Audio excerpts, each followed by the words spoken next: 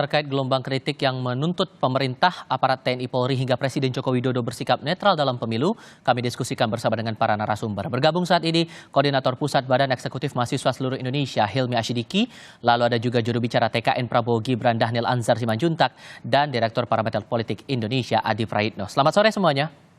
Selamat sore. Terima kasih Assalamualaikum. sudah bergabung bersama kami. Waalaikumsalam warahmatullahi wabarakatuh.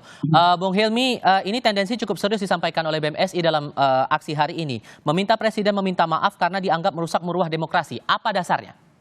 Oke, pertama yang perlu kita soroti, bagaimana statement Jokowi awal ketika mengatakan bahwasanya Presiden boleh berkampanye di tengah atau mungkin di tempat yang cukup sakral, di belakang salah satu paslon, lalu ada panglima juga gitu ya, mengucapkan bahwasanya Presiden boleh berkampanye seperti itu. Dan ini yang akhirnya menjadi pantikan para guru besar, para sivitas akademika, para akademisi kampus akhirnya menyuarakan gitu ya, apa yang menjadi poin-poin pergeseran demokrasi saat ini gitu. Pemilu tahun 2024 ini gitu ya, itu akan menjadi salah satu ajang pesta rakyat, pesta demokrasi rakyat di tahun 2024. Maka kami sebagai mahasiswa menginginkan suatu hal yang akhirnya sebenarnya cukup simpel gitu. Apa gitu ya? Jokowi untuk exit the game gitu. Keluar dari permainan pemilu tahun 2024 ini gitu. Keluar untuk berhenti menunjukkan keberpihakannya. Keluar untuk berhenti cawe-cawenya. Keluar untuk berhenti mengeluarkan statement-statement yang akhirnya sangat memiliki ambiguitas gitu ya. Sehingga menunjukkan keberpihakan Jokowi kepada salah satu pihak tertentu gitu. Nah, ini yang akhirnya pengen kita dorong dan pengen kita serukan gitu. Ayolah, ini pesta demokrasi yang akhirnya perlu dirayakan secara bersama-sama, jangan sampai menjadi suatu hal yang terciderai oleh statement Presiden itu sendiri. Semata pada pernyataan Presiden yang masalah Presiden boleh berkampanye atau ada momen lain yang membuat akhirnya teman-teman mahasiswa merasa ini klimaks untuk menuntut pemilu jurdil dan tidak ada kesewenang-wenangan? Oh, tentu banyak sekali momen-momennya. Mungkin sedikit saja yang mungkin nanti akhirnya bisa kita paparkan gitu ya. Ketika kita melihat kemarin malam Minggu Presiden bermalam mingguan dengan beberapa kader partai, salah satu pengusung calon presiden juga gitu ya. Kemudian Presiden tampak begitu mesra di luar sehingga sedikit mengganggu iklim gitu ya kontestasi politik di tahun 2024. Memang Jokowi tidak menyebutkan gitu ya keberpihakan beliau kepada siapa, kepada paslon A, B atau C gitu. Akan tetapi kedekatan-kedekatan yang akhirnya dimunculkan ke publik gitu ya, itu akan menjadi suatu suatu pandangan publik bahwasanya Presiden ini memiliki keberpihakan kepada pasangan tertentu seperti itu. Oke, dari argumentasi BMSI ini menurut Anda Bang Daniel cukup kuatkah argumentasinya? Pertama tentu sebagai negara demokratis, kritik, masukan dari teman-teman mahasiswa maupun dari sivitas akademika itu adalah hal yang wajar dan mahfub ya. Sebagai pressure group, mereka harus melakukan proses pengawasan.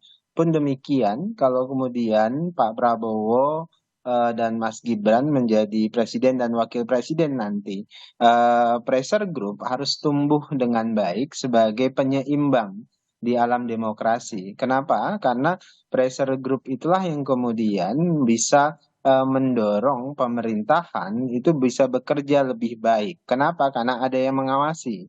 Kemudian kedua yang harus dipahami di tengah alam demokrasi ini, semua pihak bisa mengawasi, semua pihak bisa ngomong dan berpendapat. Nah, itu diakomodir dengan baik. Nah, dalam konteks misalnya kritikan teman-teman akademisi, kemudian mahasiswa, itu pun masih ada ruang perdebatan. Misalnya ada kelompok mahasiswa lain misalnya yang berpendapat berbeda, jalan perjuangannya berbeda.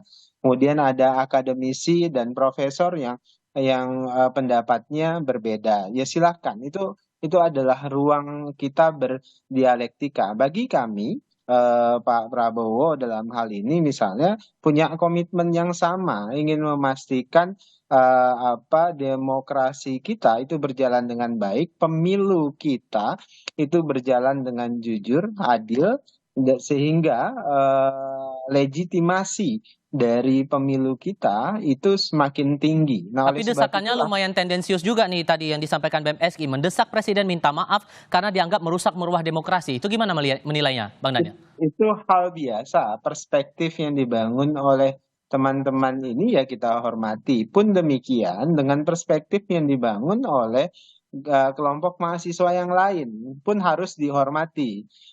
Sama dengan misalnya ada profesor yang lain berpendapat berbeda, itu adalah hal yang biasa. Jadi Mas yang harus dipahami adalah universitas itu aja namanya itu university. Artinya ada banyak pribadi-pribadi otonom di dalam universitas itu yang kemudian punya buah pikir yang berbeda-beda, punya perspektif dan sikap yang berbeda-beda. Maka oleh sebab itu tidak ada perspektif tunggal melihat satu permasalahan. Nah, kami menghormati perbedaan-perbedaan itu. Oke. Nah, tinggal kayak kita jaga bareng-bareng proses demokratisasi kita pastikan bekerja dengan baik. Kalau ada yang kurang, kita perbaiki. Kalau ada yang baik, kita dukung bersama-sama. Oke.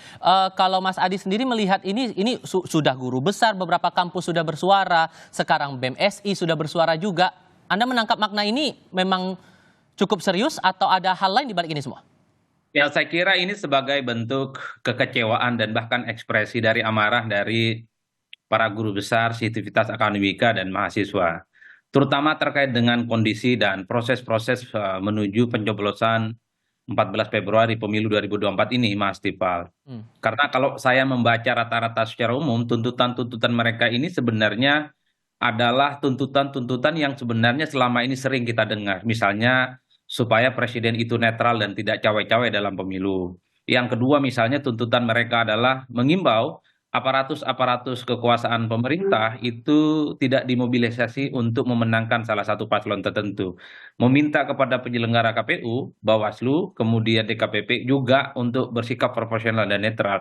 Ini menurut saya adalah narasi-narasi yang sebenarnya selalu diulang ya oleh kelompok-kelompok aktivis, gerakan civil society yang saya kira selama proses pemilu 2024 itu berlangsung, yang menjadi ramai dan menarik itu karena yang bicara itu adalah guru besar, yang menjadi ramai dan menarik itu karena yang bicara itu adalah kelompok-kelompok kampus dan aktivis mahasiswa.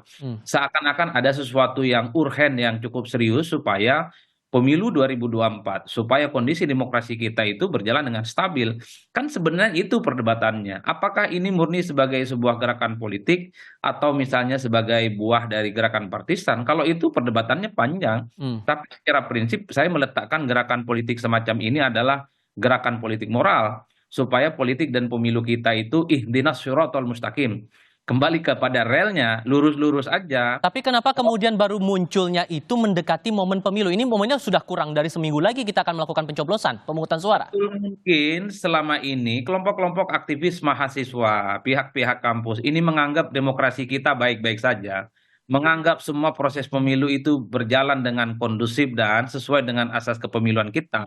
Tapi dalam prakteknya mereka itu pasti melihat kok ada kecenderungan bagaimana potret demokrasi kita, terutama terkait dengan pemilu elektoral kita, ada upaya-upaya kekhawatiran. Begitu banyak asas-asas pemilu yang sangat potensial itu diganggu dan dirugikan dalam konteks konsolidasi demokrasi. Misalnya ada oknum-oknum aparatus pemerintah yang misalnya seringkali belakangan disorot ya. Soal keterlibatan mereka dalam berbagai event-event politik. Terkait juga misalnya bagaimana para ASN yang memang dalam banyak hal sudah banyak temuan misalnya terindikasi melakukan upaya-upaya kerja-kerja politik termasuk ada upaya-upaya dalam tanda kutip mengintervensi salah satu paslon tertentu untuk kepentingan calon tertentu yang lain.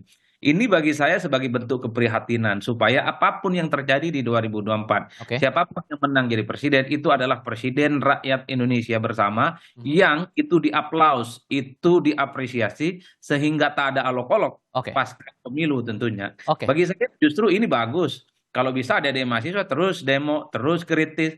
Orang-orang kampus, guru besar terus kritis dan terus demo. Dan yang penting ini jangan hanya dilakukan sesaat jelang pemilu. Setelah pemilu, setahun, 2 tahun, bahkan 5 tahun. Siapapun nanti yang jadi presiden terus kritis. Pertanyaan yang sama saya coba sampaikan ke Mas Hilmi. Kenapa baru sekarang Mas? Ini mendekati momen pencoblosan loh.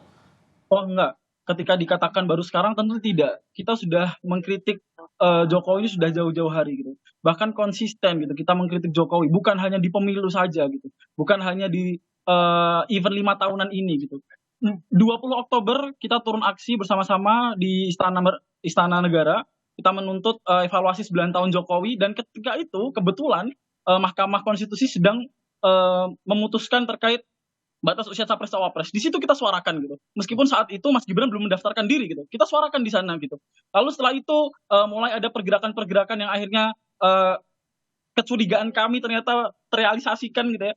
Kita suarakan terus. Dan mungkin hari ini ketika kita melihat guru besar kita turut untuk bersuara, ini adalah suatu akumulasi.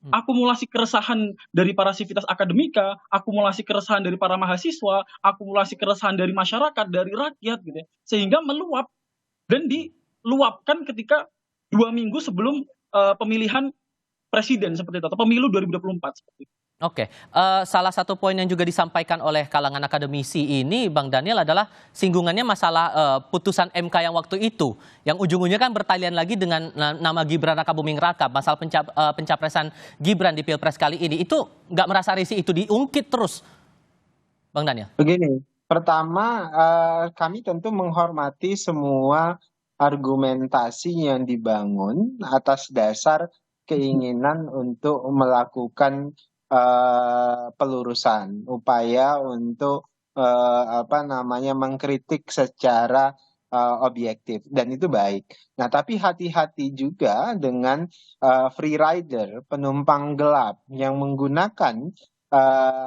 isu-isu ini, terutama di akhir jelang pencoblosan ini, itu sebagai upaya pressure for electoral. Nah, itu yang berbahaya. Makanya tadi misalnya yang disampaikan oleh Mas Adi, konsistensi itu dibutuhkan.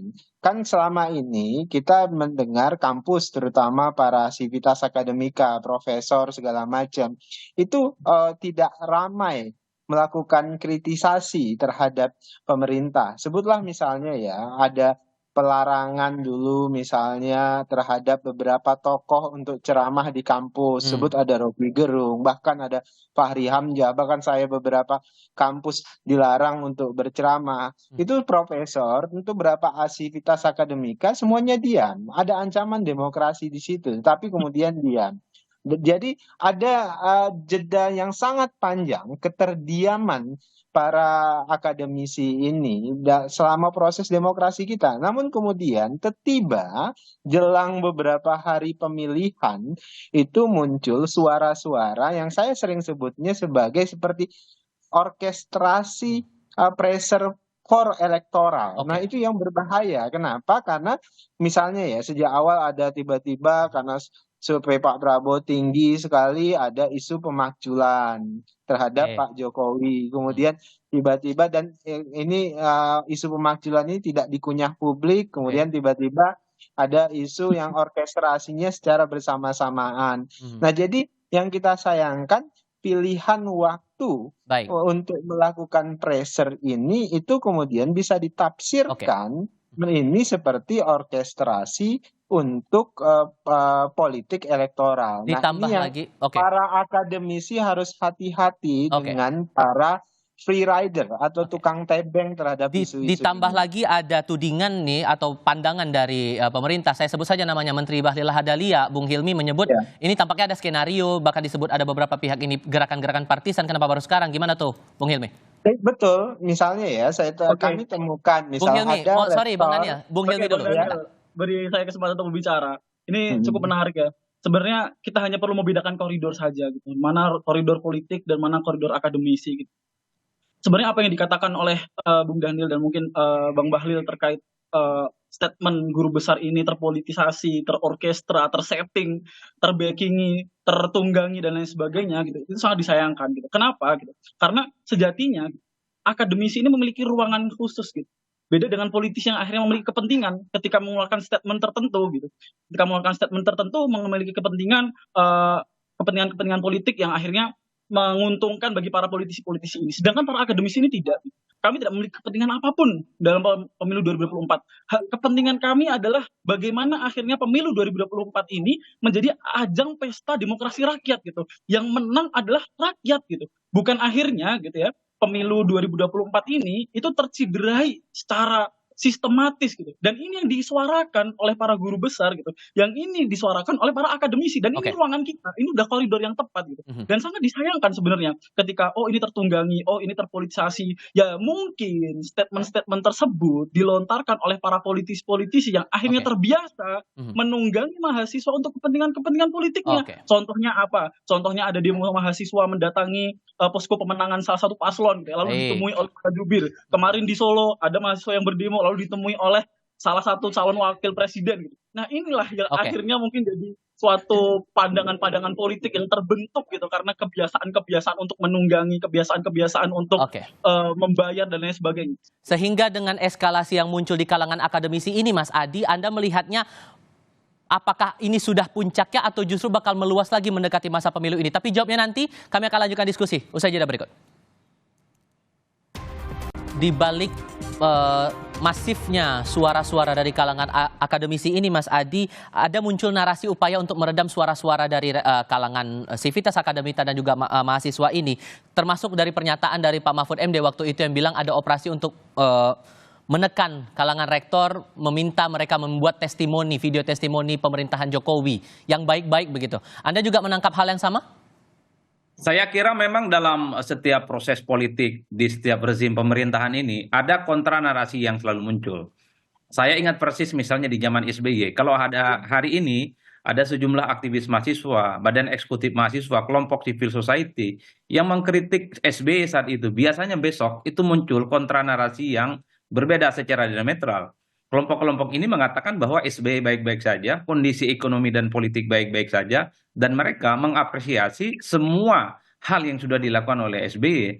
Jadi kalau per hari ini ketika muncul kontra narasi yang mengapresiasi potret demokrasi Jokowi, kinerja Jokowi, bahwa Jokowi itu adalah negarawan sejati, itu adalah perkara biasa sebenarnya untuk membangun tandingan-tandingan opini yang saya kira memang ini selalu terjadi siapapun yang jadi presiden, Mas. Jadi bagi saya bukan soal siapa yang paling benar dalam membangun narasi secara politik, tapi konsistensi gerakan ini harus terus dibangun. Di tengah kecenderungan misalnya gerakan-gerakan politik ekstraparlementer kurang lebih sekitar 9 tahun belakangan ini kan mati suri. Begitu banyak isu-isu yang saya kira cukup strategis, misalnya tentang Undang-Undang ITE, tentang revisi Undang-Undang KPK, terkait dengan misalnya Undang-Undang Cipta Kerja, kita juga tidak pernah mendengar suara-suara lantang yang muncul dari kalangan kampus, kecuali sebagian dari kelompok mahasiswa. Tentu dari lubuk hati yang paling dalam, saya juga kebetulan dari kampus, supaya para guru besar, para profesor, selama ini memang harus mulai keluar of the box. Di tengah misalnya kesulitan-kesulitan mengajar, di tengah kesulitan membuat jurnal internasional yang terindeks Scopus, tentu mereka juga harus peduli dengan kondisi politik yang berkembang di sekitar kita. Inilah yang saya kira siapapun yang jadi presiden di Republik ini pasca 14 Februari, tentu kita berharap konsistensi sebuah gerakan politik moral yang muncul dari kampus ini terus berlanjut. Sehingga tuduhan-tuduhan bahwa gerakan politik yang muncul dari kampus ini bukan partisan, bukan karena ada free rider istilahnya Bang Daniel, bukan karena ditunggangi, tapi murni sebagai sebuah gerakan moral politik. Karena siapapun nanti yang jadi presiden pasti begitu banyak isu-isu yang terkait dengan demokrasi, terkait dengan ekonomi, social justice, terkait dengan teknologi, tentang kesehatan, pasti banyak. Oke. Misalnya menagih janji para politisi yang saya kira seringkali menyampaikan gagasan-gagasan yang memang cukup bombastis, makan gratis, kemudian susu gratis, internet gratis, dokter yang kemudian akan ditambah dan seterusnya. Dalam konteks itulah sebenarnya gerakan politik yang muncul dari kampus dituntut supaya mereka ini sustain. Siapapun nantinya yang jadi presiden dan siapapun nantinya yang akan menjadi penguasa di negara ini. Menurut Mas Adi ini adalah gerakan moral nih Bang Daniel, dan di sisi lain juga suara-suara dari kalangan akademisi ini direspon oleh dua rival Pak Prabowo yang lain, Mas Anies dan juga Mas Ganjar. Itu menangkapnya gimana? Ditambah lagi Pak SBY juga menangkapnya demikian, ada kekhawatiran bahwa masyarakat khawatir pemilu tidak akan berlangsung jujur dan adil. Gimana meresponnya Bang Daniel? Mas, pertama kalau itu gerakan moral, ya kita bersepakat. Ada yang memang secara tulus menjadikan ini gerakan moral. Sebutlah ingin menasehati supaya kita jangan terjebak pada upaya-upaya yang tidak baik dalam demokrasi. Ya, tetapi hati-hati. Saya ini adalah mantan aktivis, pimpinan aktivis mahasiswa, mantan ketua umum organisasi besar, kemudian dosen bertahun-tahun, belasan tahun di kampus. Jadi saya tahu persis semua yang dilakukan para akademisi, sivitas akademika. Nah, yang paling berbahaya itu adalah ketika tukang tebeng atau free rider itu menggunakan apa yang dilakukan oleh para akademisi ini sebagai alat politik. Nah, itu yang harus berhati-hati. Misalnya ya, saya kenapa berani ngomong begini? Ada indikasi, misalnya kami menemukan saat seorang rektor misalnya di universitas di Tangerang misalnya buat statement ada ancaman demokrasi dan macam-macam. Tapi fakta yang kita temukan justru dia pimpinan relawan salah satu capres. Tapi kemudian bicara tentang demokratisasi kita sedang tidak baik-baik saja, bahkan mengeluarkan sikap atas nama universitas dan sebagainya. Nah, itu yang saya maksud, hati-hati dengan para tukang tebeng ini. Oke. Apalagi ini digunakan di tengah jelang pencoblosan. Kenapa? Karena tadi seperti kritik Mas Adi, itu tepat sekali dan itu sama dengan kekhawatiran saya. Selama ini kampus kita itu nyaris sepi dengan tindakan dan laku sebagai pressure group. Nah, tapi kemudian tiba ini muncul di akhir jelang pencoblosan. Oke. Nah, itu kemudian memunculkan tafsir ini pressure for electoral. Nah, Oke. ini yang berbahaya. Kenapa? Kasihan para profesor, kasihan para mahasiswa yang memang mau menggunakan gerakannya sebagai gerakan moral. Oke. Karena pasti selalu ada yang melakukan tebengan sebagai alat politik untuk agar bisa menegasikan calon yang lain atau bisa menegasikan kelompok politik yang lain. Itu Saya yang lempar harus ke Mas Hilmi kita kalau ingat. begitu. Anda percaya bahwa ada free rider di balik aksi-aksi ini dan yakinkah Anda bahwa suara-suara dari kalangan mahasiswa ini bisa betul-betul Anda kendalikan bahwa semangatnya adalah semangat moral? Semangat yang kami suarakan adalah semangat moral. Apa yang kami sampaikan adalah suatu keresahan. Apa yang ingin kami luruskan adalah suatu hal yang akhirnya sekarang telah membelok secara jauh gitu dari koridor-koridor yang tepat.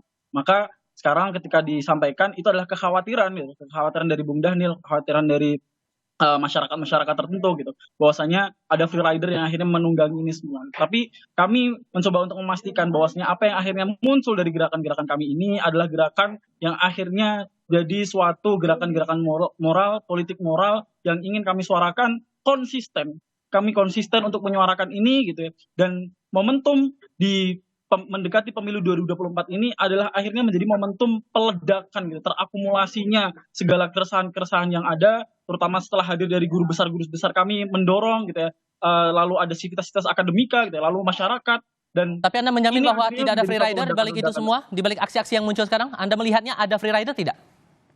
Saya tidak melihat free rider di balik aksi-aksi yang akhirnya sekarang bermunculan di media massa ataupun bahkan statement-statement dari guru besar yang ada gitu. Ini sudah koridor yang tepat Mas gitu. Ini koridor akademisi yang akhirnya meluruskan gitu. Ingin kemurnian demokrasi hadir gitu loh. Oke. Singkat saja Mas Adi, merespon tindak lanjut dari aksi-aksi ini yang ditunjukkan oleh Presiden Joko Widodo, kalaupun kemudian ada rencana dari BMSI untuk melakukan aksi serupa sebelum pencoblosan, maka respon apa yang baiknya perlu ditunjukkan oleh Presiden? Ya, saya kira Pak Jokowi cukup menyampaikan dalam alam demokrasi siapapun boleh mengkritik dan siapapun boleh menyampaikan gagasan-gagasan politiknya. Kalau kita mengaca pada presiden-presiden sebelumnya, tuntutan-tuntutannya itu kan jauh lebih ekstrim. Bukan hanya minta maaf, tapi minta mundur, bahkan minta dimakzulkan. Itu perkara biasa dalam demokrasi kita. Bahkan dalam setiap demonstrasi dan petisi-petisi yang disampaikan oleh kalangan aktivis, itu kan statement-statementnya bukan hanya mendowngrade, tapi meminta kepada penguasa yang bersangkutan itu meletakkan tahta kekuasaan politiknya karena dianggap gagal ya melanjutkan dari proses-proses politik yang sedang diamanahkan oleh rakyat. Jadi oleh karena itu bagi saya Pak Jokowi juga memang harus menunjukkan kepada publik bahwa tuduhan-tuduhan yang selama ini misalnya selalu dialamatkan kepada Pak Jokowi itu tidak benar. Misalnya mencoba untuk memang tidak terlampau kelihatan kembali cawe-cawe ya dan miring-miring untuk kelihatan kepada salah satu paslon, dan harus juga bisa dipastikan bahwa aparatus kekuasaan politik di negara ini sesuai dengan undang-undang memang dalam tanda kutip gitu ya, wajib hukumnya diimbau untuk tidak terlibat dalam kepentingan politik elektoral. Kalau Kan itu disinggung lagi masalah etika, disinggung lagi masalah pencapresan Gibran, harusnya Presiden Jokowi meresponnya gimana menurut Anda, Mas Adi? bagi saya itu kan post factum. Ini adalah satu peristiwa politik yang sudah berlanjut. Itu artinya apa? Ini pesan politik kepada presiden the next. Bahwa siapapun nanti yang jadi presiden, persoalan etika itu juga penting di atas persoalan legal formal yang terkait dengan hukum. Jadi jangan ada upaya-upaya untuk mengangkangi hukum hanya sekedar untuk memperpanjang kekuasaan, hanya untuk menyuburkan dinasti politik, untuk menyuburkan praktik-praktik nepotisme.